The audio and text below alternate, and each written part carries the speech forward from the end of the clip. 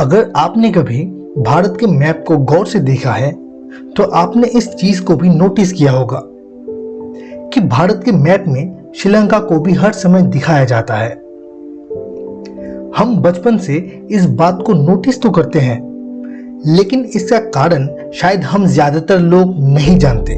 तो अगर आप इस बात को जानना चाहते हैं तो आज के एपिसोड इसके बारे में ही है।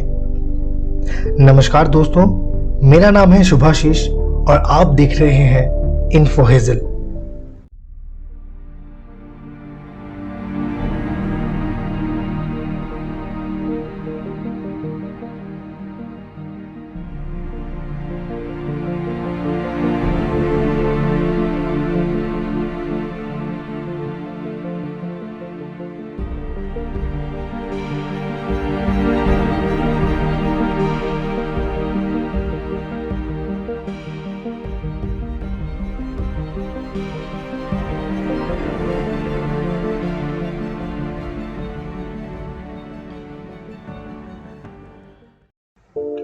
अगर आप किसी भी देश के मैप को ठीक से देखें तो आप ये जरूर देखेंगे कि हर देश के आसपास मौजूद सीमा रेखा दूसरे देश से जरूर मिलता है। और ऐसे में आप अगर किसी भी देश का नक्शा देखें तो आपको दूसरा देश भी दिखाई देगा, लेकिन इसका मतलब ये नहीं है कि नक्शे में दिखाया गया देश किसी दूसरे देश का हिस्सा है। इसी तरह भारत के मैप में हर समय दिखाया जाने वाला श्रीलंका भारत का हिस्सा तो नहीं है, लेकिन इसको भारत के नक्शे पर दिखाया जाने का पीछे का कारण है यूनाइटेड नेशंस का लॉ ऑफ द सी। 1956 में यूनाइटेड नेशंस ने UNCLOS फर्स्ट मतलब United Nations convention on the law of the sea summit का आयोजन किया था और इस सम्मेलन का रिजल्ट 1958 में घोषित किया गया था, जिसमें कई सारे देश के प्रतिनिधि शामिल थे। UNCLOS फर्स्ट के अनुसार समुद्र और बहुत सारे देश की सीमा रेखा को लेकर सभी देश ने इस कानून को एक साथ समर्थन किया। 1973 से 1982 के बीच इस कानून को लेकर UNCLOS थर्ड का आयोजन किया गया था और जिसके परिणाम में लॉ ऑफ द सी के सभी कानूनों को इंटरनेशनली अप्रूव किया गया।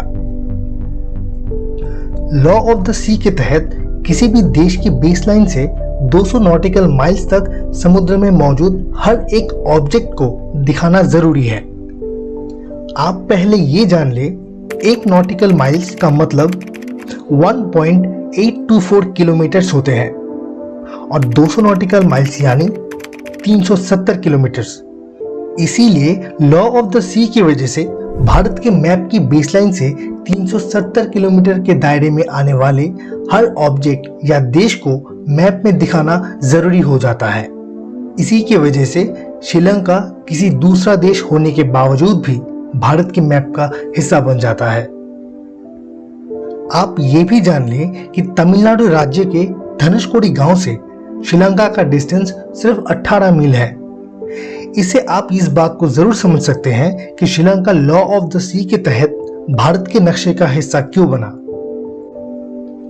इस लॉ की वजह से भारत के नक्शे में श्रीलंका को दिखाए जाने को लेकर आर्टिकल 76 में कुछ बात के बारे में जिक्र किया गया है, जिसके तहत यह बताया गया है अगर भारत और श्रीलंका अपने आधिकारिक क्षेत्र को मैप में दर्शाता है तो उसके 370 किलोमीटर में आने वाले हर वाटर बॉडी को दिखाना जरूरी है। यही वजह है भारत के मानचित्र पर श्रीलंका को दिखाए जाने को लेकर कोई विवाद पैदा नहीं होता, क्योंकि इस लॉ के तहत इंडिया श्रीलंका पर अपना अधिकार नहीं जमाता। अगर आप भारत के मैप को ध्यान से देखेंगे तो आप ये देख पाएंगे कि हमारे देश के बॉर्डर्स काफी सारे देशों से जुड़े हुए हैं। ऐसे में हमें अपने काफी सारे स्टेट्स को दिखाने के लिए भी पड़ोसी देशों को मैप में दिखाना पड़ता है। जैसे अगर उत्तराखंड को दिखाना है तो उसके साथ जुड़ा नेपाल भी आपको मैप में दिखाई देगा।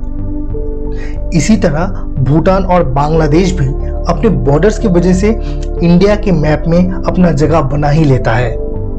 हालांकि श्रीलंका के साथ भारत का बॉर्डर नहीं जुड़ता है। ऐसे में अगर भारत चाहता तो श्रीलंका को मैप से बाहर कर सकता था, लेकिन लॉ ऑफ द सी की वजह से श्रीलंका को भारत के मैप में दर्शाना अनिवार्य है। और ऐसा सिर्फ भारत के साथ ही नहीं, दुनिया की काफी सारी देशों के साथ यही नजारा देखने को मिलता है। दुनिया की हर एक देश जिसका बेस लाइन समुद्रों से मिलता है, उन सभी देशों को अपने मैप में 370 किलोमीटर में आने वाले सभी ऑब्जेक्ट्स को दिखाना पड़ता है। ऐसा करने पर किसी दूसरे देश पे सिक्योरिटी का खतरा नहीं बनता है। अब तो आप ये समझ ही गए होंगे कि भारत के मैप में श्रीलंका को क्यों दिखाया जाता है। तो दोस्तों, आज का इन्फो बस इतना ही। वीडियो अच्छा लगा हो तो इसे लाइक और शेयर जरूर करें। अगर आप हमारे चैनल पर नए हैं तो उसे सब्सक्राइब जरूर करें और उस बेल आइकॉन को बजाना मत भूलिएगा। तो मिलते हैं इन्फो हेजल के किसी दूसरे एपिसोड में। तब तक के लिए जय हिंद।